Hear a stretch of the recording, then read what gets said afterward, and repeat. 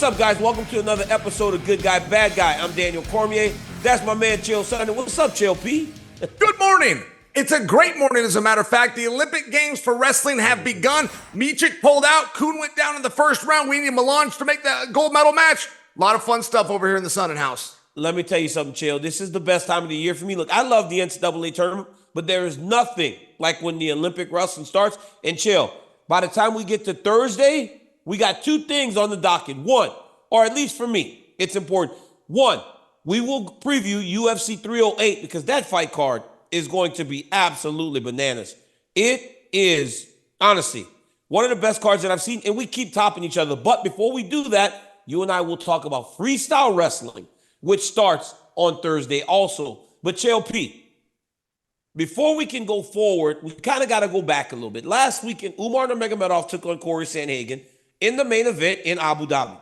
Look, I spoke to both of these gentlemen earlier in the week. I felt the confidence that was coming off of both of them. Both of them very sure they can get the job done. But ultimately, it was Umar Nurmagomedov who not only won, but he beat Cory Sandhagen in pretty dominant fashion. Look, all dominant wins, Chael, don't have to look like Glover Teixeira beating on Anthony Smith at one time.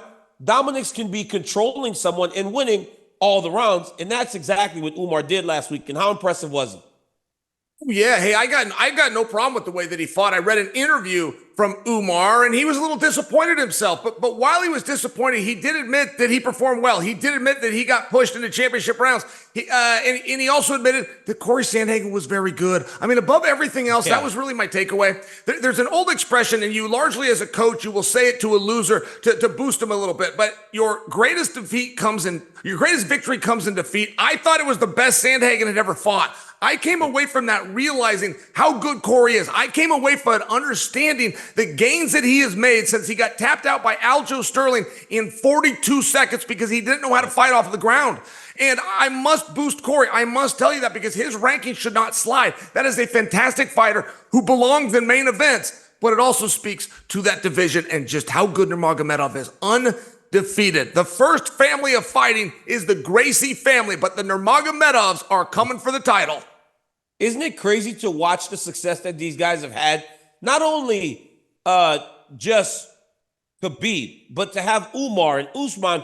Usman may be the best one out of all of them. This dude is amazing in terms of fighting. The guy, he fights in Bellator, now the PFL. But one of the most telling things was in that Octagon afterwards, I asked Cory, I said, was there anything surprising? He goes, DC, he was very good, man. He was good. And then he came after, as he was walking out of the arena, I saw him again. And I went to give him a hug because I really like Cory Sandhagen, bro. He's a really nice guy. He's very smart, and he was well prepared. He goes, he's really good. And he just kept repeating that statement that he was really good. That means more, Chael, because of what you said. Cory was really good. His defenses on the bottom when he was getting taken down, we've never seen somebody get up from Umar Nurmagomedov that frequently and that quickly. Umar was really not able to gain much top control at all because Sandhagen had all the answers. It was very key, right? Because watching it as a wrestler and as a wrestling coach, Chael, you and I always knew, right? When a guy pulls you into a crab ride, you got to push on those knees, you got to get up on his chest, you got to get height to win. Cory Sandhagen did that constantly. I don't know that Cory's a wrestler. So whoever was working with him had him so well prepared that he was able to do it time and time again. But ultimately, it was that one thing that I say that separates Umar from most, his striking. It looked phenomenal. And in a fight where he spent 23 minutes on his feet with Cory Sandhagen, he outstruck him. And it was the kicks, it was the punches, and you could see him gaining confidence as the fight went on. And this dude is now 18-0, Chael, and he's going to be in the top 3 in the division that seems like he's going to be getting the winner of Merab versus Sean O'Malley. It was unbelievably impressive to watch him do that to someone that was as good as Cory Sandhagen on that night. Well, and congratulations to the division, by the way. I mean, this used to be a snooze fest, right? Like you could take NyQuil or you could go watch a 135-pounder fight. It just wasn't there. Now they're main eventing on ABC. And excuse me, Sean O'Malley, who is currently the sport's biggest star. Conor McGregor is not licensed. O'Malley is the guy around here. And I have to tell you, He says that Nurmagomedov is next. But there's a relevance in that. It's not just anointing Nurmagomedov. There's a relevance that O'Malley, who has one job, to get the easiest opponent for the biggest paycheck, and he's calling him out. He's calling out Nurmagomedov. Now, O'Malley happens to be, and this surprises some people, but he's a 2-1 underdog against Merab. People believe he is going to be taken down and held there, and it's what Merab does so well. But I bring that to you because of O'Malley's calling out guys like Nurmagomedov. If he's calling out guys that are grappling heavy and he's saying that's next, in fact, that's who I want, I think that it does speak to a level of confidence. I think something very positive is happening in the training environment with O'Malley. I thought him calling out Nurmagomedov, of which he was not bluffing. This was not tough guy stuff. He was very serious. I really respected it, but I also thought that it kind of helped to foreshadow potentially what's coming with O'Malley and Merab. Well, I tell you one thing, Chael, like watching him and seeing Sean O'Malley fighting Merab now, calling out Umar, it tells you that he knows something, right? He knows something. And if I'm Sean O'Malley and I watched last weekend, Chael, I might feel a little better because now I finally saw someone actually counter the skills of Umar Nurmagomedov in terms of the ground fighting. Now, dealing with them on the feet is a whole nother issue. But if you can fight on the feet, as Sean O'Malley can, you think you have a chance. Merab Dvalishvili, same thing. Merab, while he does push an insane pace, he can wrestle, he can pressure you. He's shorter. He doesn't have the striking of Sean O'Malley. So I get it. Sean O'Malley is a very tough guy and he's choosing the toughest fights. But this Umar, man, to me, it's watching his evolution. I remember when he first walked into AK and he told me this on our interview. He goes, the first thing I did was ask as many questions as I could. He never was above trying to learn. He asked me questions. He asked Rocco questions. If he can get Kane to do anything but grunt, he would ask Kane a question. He was asking question after question of all the guys that were at the top at the time. Josh Thompson and so many great guys that were training in that gym. He spent time with you. He would always walk up to you, kind of stand behind you and go, hey, DC. Very bad English back then. He's gotten a lot better at it too, which is going to help him. But he would ask questions about the grappling, about the wrestling, because he wasn't that great wrestler. He wasn't that great grappler. He was a guy that had like a traditional martial arts background, right? Taekwondo, kickboxing, very flashy, weird kicks. But he wanted to know how to round out his game. And now, because he has rounded out his game, now it allows for that striking that was so good in the first place to be elevated. Because for as good as Cory Sandhagen fought last week in Chael P, he never could truly open up as freely as he might have wanted to, because he knew if he did, he would get taken down. And even if he got up, Chael, it takes effort to get back up. So as you start getting into the third round, into the fourth round, into the fifth round, you've given so much effort defending takedowns that you don't even want to start taking strikes or taking chances with your strikes. It's risk management. And I think at a point, that's what makes Umar so special. But Chael, to me, and I don't know if you felt this also, it was his first main event, my brother. First time he went round 4, round 5, and he looked good. He didn't look tired at all. Do you recall your first 5-round fight? That fourth round, I'm like, are we still doing this? Like, can we be done? It's like, but he didn't even look like he was tired at all. Yeah, that's funny what you say about 5 rounds. I mean, it is the only sport where we change it for the championship match. I mean, I watched track and field last night, and when you get to the gold medal race for 100 meters, we don't make it 103 meters, or the Super Bowl isn't 5 quarters, just for example. And I fully agree with you. I've been in championship rounds where I won the first 3, and I'm like, no, we're done. That's a wrap. He can't come back. The math is in my favor. Do we really have to be out here this much longer? Because it's such a trying sport. And I feel like if you change one rule, you change the sport. And so, you kind of are doing something different in that environment. And speaking of championship rounds, if Nurmagomedov is in fact the #1 contender, which I believe, I think that his path is interesting. And now I'm going to leave it at that. But I do think going through Sandhagen as your path in one championship fight, I don't know that it was hard as O'Malley's going through Peter Yan in a former champion. Just for example, to get to that fight, he had to go through Aljo Sterling to get a belt, and he's had to ultimately go through Merab. And I bring that to your attention because if O'Malley and Nurmagomedov did get signed off on, and there's been hypothetical lines in Vegas already, I'm not just making these numbers up, Nurmagomedov is the favorite. And it seems like Nurmagomedov is the favorite, Dvalishvili is the favorite. Everybody seems to kind of be writing off Sugar Sean, except me. I mean, I'm looking at Sean, who Chito Vera not only didn't take down, he really couldn't even get to him. The distance was so much, and there was so much activity in Cheeto's face that Cheeto really didn't change elevation and even try to get to him. I just think O'Malley is a harder fight than people might be aware. That's my overwhelming point. Yeah, I think he's a frustrating style for most, especially because they're smaller than him. He is so long at 135 pounds, but I've got to believe, Chael, as you said, when that line comes out, Umar will be the favorite. I don't know if you've seen the hypothetical lines or not, but I believe he'll be the favorite to win that fight, just as Merab is. For me, it's this. With Merab, I have a little bit of pause because I saw him get hurt very bad by Marlon Moraes. But then the fact that he survived it was actually crazy. And not only survived it, won the fight. I think he might have finished him. He's a monster. But then I haven't seen Umar really struggle. Outside of getting dropped in the fight right before this last one, he's had very few moments of struggle inside the octagon. You know, him and Sean O'Malley would be a fun fight. Him and Merab would be a great fight because the wrestling would be fun to watch. I just think that, as you said earlier, that the time in this division is so special because we're talking about a division that now holds Cory, Merab, Sean O'Malley, Umar Nurmagomedov.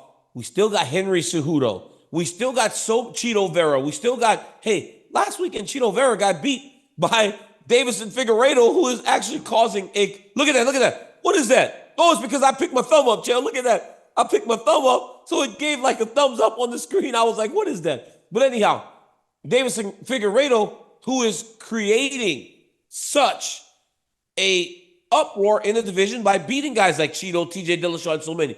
It's fun to be a bantamweight right now. But it's hard not to think that when you watch Umar Nurmagomedov, you aren't watching the best bantamweight in the world. I know people will go, oh my God, DC's a Dagestan lover. It's just hard, man, because I know how fearful many were of taking that fight with Umar. Cory Sandhagen did it, and ultimately he lost, and now he lost his ranking. Sure. And the big question, if you're going to think that somebody's better than Nurmagomedov, who's undefeated, the big question is, well, where are you going to beat him? How are you going to beat him? Yeah. I thought Sandhagen, who's as good of a fighter as they've got on the roster, I thought he fought so well. His stock went up for me. Now, the other side of the coin, he lost 4 rounds according to every judge, but one who thought he had lost 5 rounds. And it really was a big surprise with the striking, not just offensively, but defensively for Nurmagomedov. He was hard to hit. He was hard to get to. He knew when to drag him down. He learned some things about himself in that fight. I mean, I listened to his post-fight interview.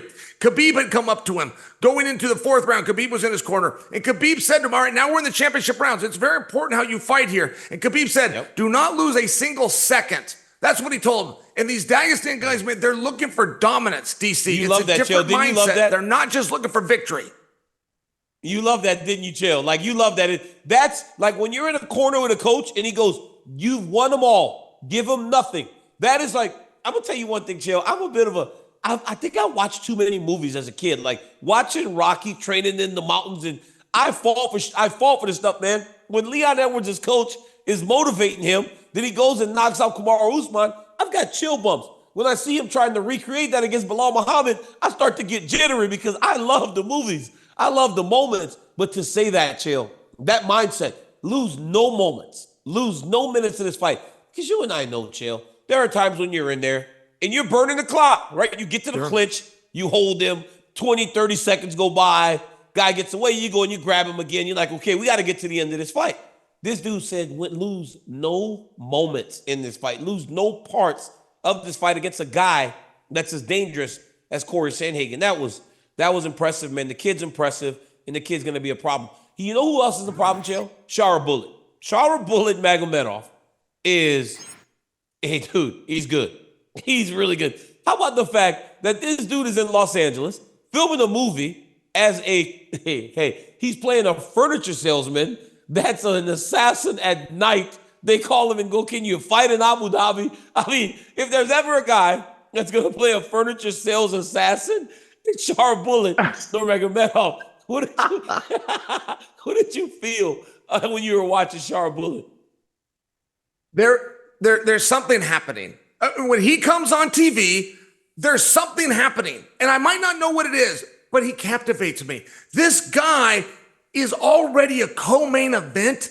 That is an incredible career. He's amassing a great record because I'm not seeing all the skills there. I mean, all fairness, like I don't watch him and go, wow, where has this guy been? I think that Bo Nickel would be the counterpart to that, where you watch him and go, wow, this guy sure looks well-rounded. He sure appears to have a little bit of everything for being such a new guy on the scene. I'm not seeing it with this gentleman. And how are we saying it, by the way? Sharaboot? How would he call him?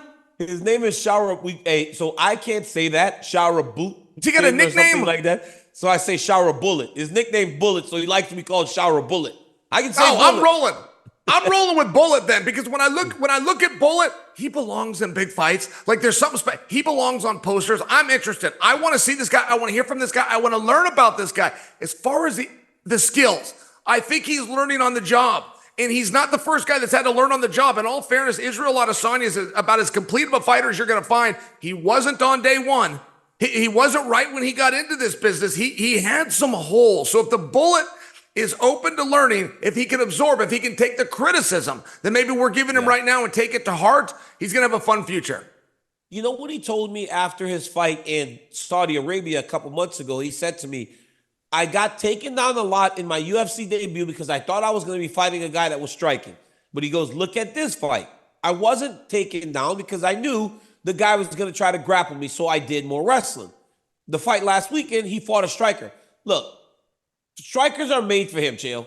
You put him in there with a striker, he is going to look phenomenal because he is so good at distance management, at picking his shots, counters, his aggressiveness, and all of those kicks. He throws so many kicks. It's hard for me to ignore what I saw in fight one, how he allowed for the guy to work his way back into the fight with all those takedowns. But I'm not dumb to the fact that I'm watching something that, if cared for the right way, can become something very special. And when I say cared for the right way, Chael, meaning the right type of matchups. You don't put him in there with a Bo Nickel right now. Why? Why would you put him in there with a Bo Nickel right now when in reality, people are excited about Bo Nickel because of the credentials and him being able to go and get guys out there with his wrestling. But if you poll 20 people on the street and you say, who would you rather watch, Shara Bullet or Bo Nickel? More people would actually say they'd like to watch Shara Bullet because of all the diverse kicks and all the craziness and all the stuff that surrounds him. So I would manage that in the right way, because when this kid has an opportunity to put his skills on display where he's best without the risk of getting taken out time and time again, he's amazing. He looked so good last weekend. And the guy that he fought, Oleg Shazak, was so tough that most could not have taken the damage that this man took inside the octagon. It was a very impressive performance that now I have seen him do 3 times. He fought really good in his debut. He fought really good in Saudi Arabia last month, I think. And then he fought really good on Saturday. I think he has potential to be very good. But as you said, Chael, I think it needs time. And you got to water that little plant, Chael. You know that garden you and Miss Brittany got in the backyard that you go every morning and you got your slippers on and you got your robe on and you're pouring water on it? You got to water that plant, Chael. You don't just take a whole bunch of Miracle Grow and throw it on that plant hoping to grow a tree in a year. This kid needs time. He needs time before you start sticking him in there with all his wrestling. Hey, Chael, look at how good it's worked for Alex Pereira. I mean, he hasn't fought, how many wrestlers has Alex fought? And look at where he is today. Sure. Hey, there's guys that are getting on-job experience. I mean, Paddy the Baddy was supposed to be a regional fighter. By regional fighter, I mean, he can sell some tickets in a certain geographical location. Don't put him with top guys. Don't talk about rankings and things like this. And you're going to get a couple of good years out of him, barring injury. Paddy the Baddy is 2 fights, and they got to be the right fights, but he's 2 fights away from fighting for the championship. And I'm only sharing with you, like, when you watch him, he did get better. My example of Israel Adesanya, I love what you're saying about Alex Pereira. I don't know that Alex was at any more of a deficit than Bullet. And Bullet, by the way, he does seem to rise to the occasion, but he also does seem to lower himself for the occasion. There's some guys that will do just enough to win. Yoel Romero, just to name drop and compare, but Yoel Romero would do just enough to win. He could go against a pretty good guy and he'd barely beat him, or he could go for a world champion and he'd barely beat him. And I do think that the Bullet is rope-a-doping us just a little bit. I don't think we know everything about him that we might think that we know. I think that once he has a round 1, he takes his foot off the gas a little bit. I think that he plays a little bit of a game, and I think he's actually a little better, not just tougher. I think he's a little more skilled than he's showing us. Chael, is it better though? Is it better? Like, is it better that we don't know him because of how he looks and how much how cryptic he is and everything? Like, we don't know where he came from. 3 fights ago, a guy named Sharaputdin showed up. He's got one eye, which I don't understand how he gets sanctioned to fight anyway. Like, I don't know how you get sanctioned to fight. I don't know if he can see out of his eye. He doesn't care. He's a savage. He's that mystery, Chael. That mystery is exactly why I keep buying. I'm buying the ticket every time. I'm at the turnstile. I'm swiping my ticket to watch Sharaputdin because of the mystery. I don't know where this guy goes after the fights. I don't know. Hey, he called out Nick Diaz. Look, man, I love the idea, but I don't want to see Nick Diaz fight this guy, man. I do not want to see Nick Diaz fight Sharaputdin, Chael. Like, who did you think of that as a call out? I don't want to see it. I'm out. Well, no, that isn't the matchup that I want either, but I think that was smart of Bullet. I really do. I mean, top guys are going to start calling him out. They see that record. They see his placement on the card.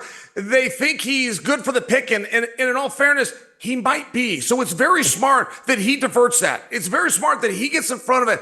Because calling out Nick Diaz wasn't just a call out for a big fight and a big name that everybody loves. He was also now letting you know, here's where I see my own skills. Here's where I am at as a fighter, in my own opinion. So before you go and get your own crazy ideas because you're looking at my record or you're seeing the hype, let me let you know. And I really took it that way. And by the way, Nick Diaz versus Luque, are we redoing that fight? I haven't heard anything on that. It got pulled off of the show over this past weekend, but it didn't get replaced anywhere that I've heard of. What do you know about Diaz versus Luque? I haven't heard anything. I haven't heard anything like it's getting rescheduled. Nick Diaz is going to have a hard fight regardless. But you're right, Chael. You said earlier, Sean O'Malley's job is to find the easiest fight for the biggest money. Sharaputdin has gone to that class. That class he attended, he was sitting in the front of the class where they said, get the biggest name, biggest pay, less risk. That's what that would turn into if he fought Nick Diaz. Now, I don't really want to see it. Another guy that is really at the tail end, Chael, is Tony Ferguson. He fought Michael Chiesa last weekend. Michael Chiesa submits him. Tony Ferguson has now lost 8 fights in a row. I asked him about retirement because he starts to take off his gloves. And Tony Ferguson retires, right? He puts 1 glove in the ring, not 2, because only Tony would do something like that. He's very, unique in that way. But Michael Chiesa needed a win on Saturday. Michael Chiesa had got his butt kicked in the fight prior. Michael Chiesa just gives up the mic, Chael. Have you ever seen that? Like, do you just give up the mic when you yourself need a big win, and when you finally get it, you just kind of bow out and say, here you go, man, this guy deserves the microphone? A very interesting moment. I mean, that really showed a respect by Chiesa to the guys that came before him. It's not what I would have done. Fighting can be a very selfish thing, right? I'm putting my goals and my aspirations in front of yours. To heck with yours. I mean, there's a part of being a great competitor where you have to have a black heart. The other side of it, Chiesa did it in an interesting way, and he got his words in the back. I watched some of those interviews. He went full steam at Colby Covington. He built it from a marketing angle of, hey, we're both from the Pacific Northwest. And just to insert myself, Colby grew up about 2 hours from me, and Chiesa grew up 2 hours from me in the opposite direction. I don't know that he's going to get that fight, but he's been talking about that for a while.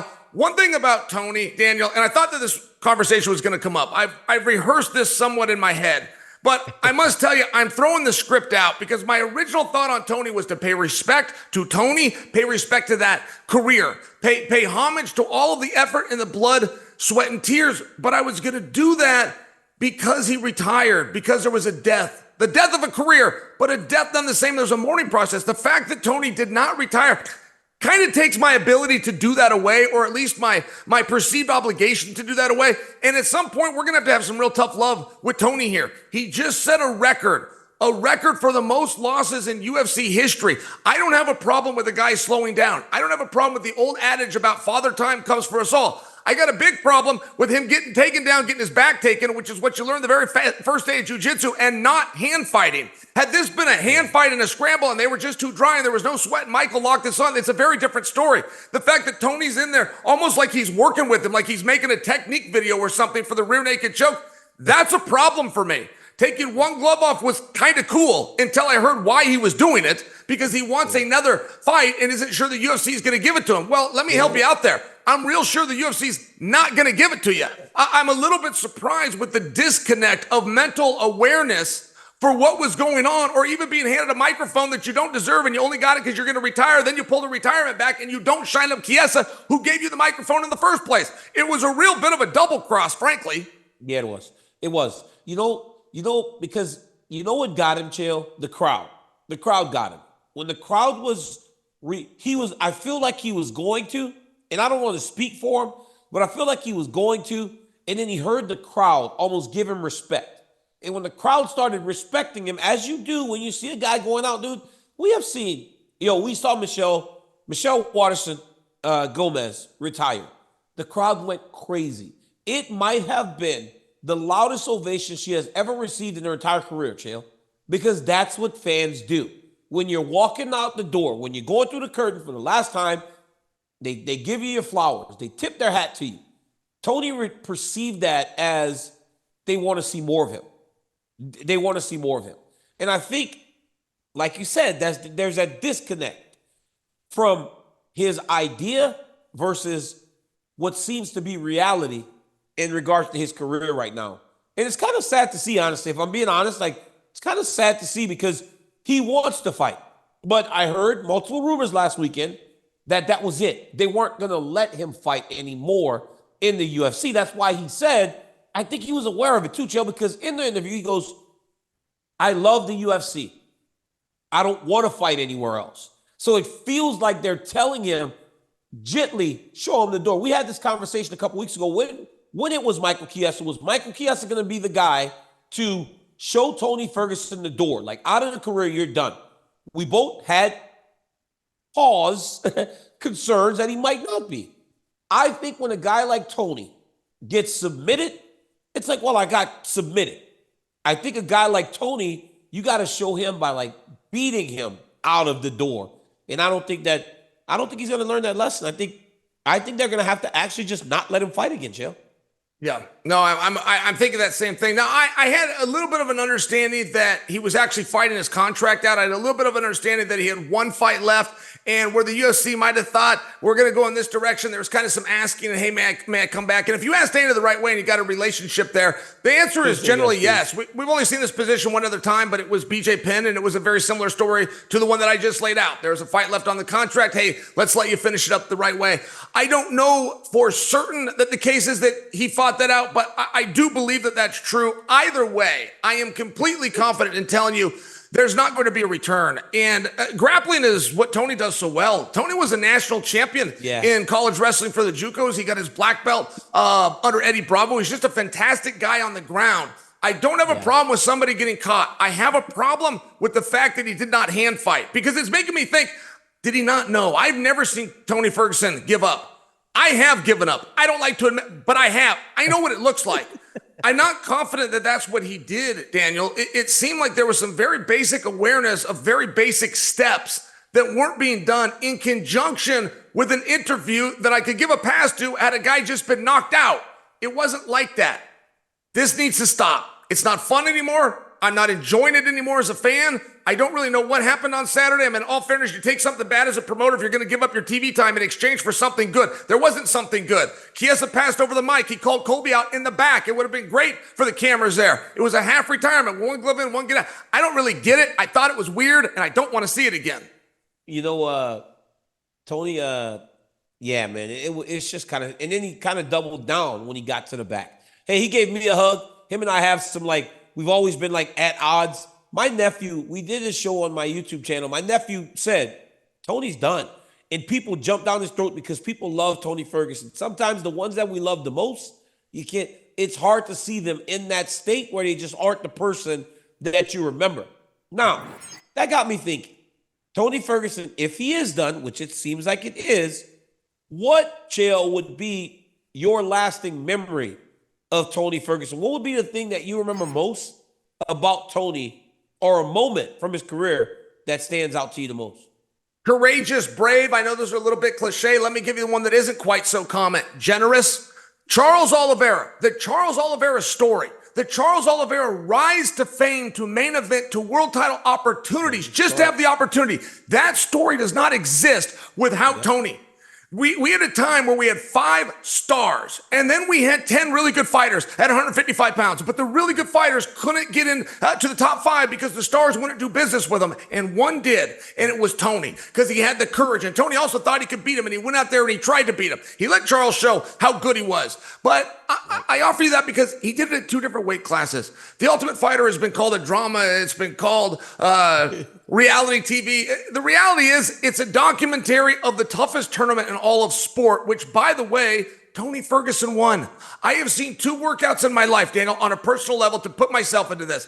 Every time I see a hard workout or I watch a video of the old Iowa guys and Dan Gable somebody's on your back and they're running up the stairs, man, it motivates me. It wants me to go get my running shoes and get a workout on, except twice. 2 times in my life, Gilbert Melendez and Tony Ferguson. I saw those guys do a workout, a training session, and I told myself, if that's what it takes to be great, I'm out. I cannot push to that degree. I was teammates with Tony Ferguson at the Rain Training Center, and when practice would end, he would not leave. And one day I told Brittany, we're going to stay. I just want to stay and just see how many rounds he goes. He lined 5 guys up, and these are big names if I was to stop dropping them, all UFC guys you've heard of. They rotated in on Tony off of the clock. Tony stayed in the middle, and he wore all 5 of them out. Then he went to the heavy bag. Everybody's gone. The showers are gone. The parking lot's empty. Mark Munoz had to walk into the training room and turn the lights out. It was the only way to get Tony to leave. So I will have very good thoughts of Tony Ferguson. I think that's a true tough guy. I think that's an overall martial artist and a fighter. I think he exposed some training methods, and it's not always where you copy a guy and it's what to do. Somebody's got to try something first. Somebody's got to know, is this just about hard work, or do I grind myself down, or can I sharpen myself up? I think there was 2 sides of that to learn from Tony, but I never would have learned those things had he not had the courage and the generosity to share that information with me. Dude, I like when you tell stories. Like, this is my face. When you're telling Can I give you Tony's story? Can I tell you one quick Tony story? This.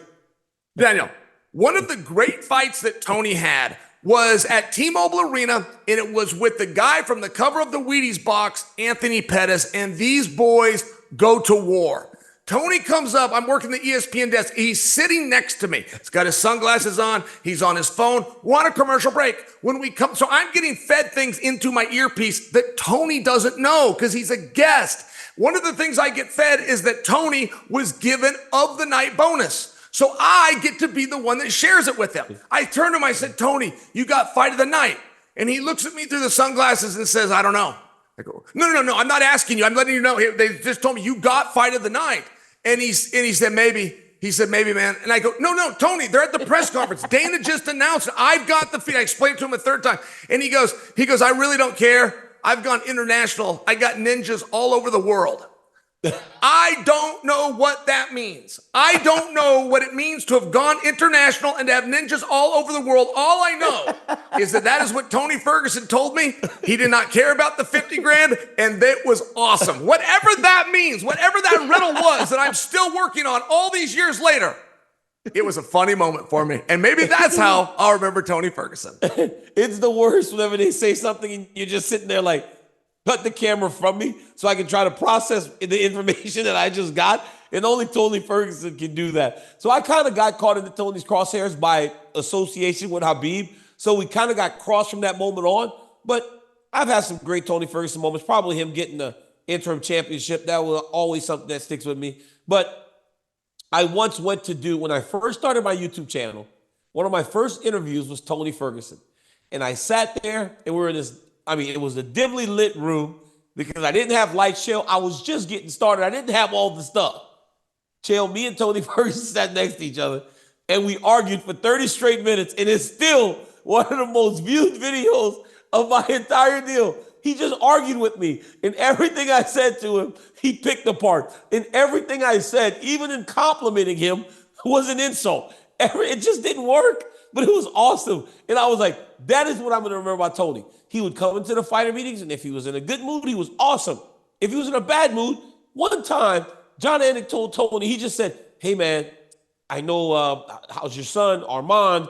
And Tony just said, Tony went off. It was the craziest thing. For no reason, Tony went off. So it was just like, don't know exactly what you're going to get. but you're just happy you got. Wait a minute. Did he go off in a good way or a bad guy at John? Was he happy John asked him or upset he brought up Armand? It was just bad. It was just bad because John does so much research. John knows their kids' names, their wives, their family, and Tony said something like, "Don't ask me about my child." It was the craziest thing, and I just sat there laughing. I just put my head down, I was like, "This is awesome," because this is Tony Ferguson, right?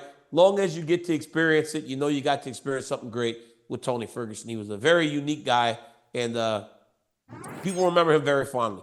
Chael, another great show, my brother. As always, I love doing it every single time. Guys, catch Chael and I every Monday and Thursday, ESPN Plus, ESPN2, everywhere you get your podcasts. On Thursday, we break down that monster UFC 308 card. For the bad guy, Chael Sonnen, I'm Daniel Cormier. Until next time, peace. El Cucuy. El Cucuy.